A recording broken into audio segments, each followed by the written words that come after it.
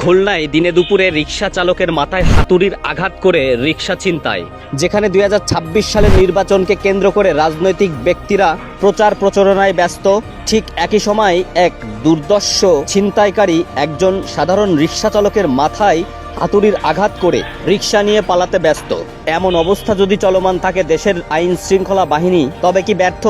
নেশার টাকা জোগানের তাগিদে এমন নিকৃষ্ট কাজের সাথে জড়িতদের দ্রুত আইনের আওতায় আনা হোক।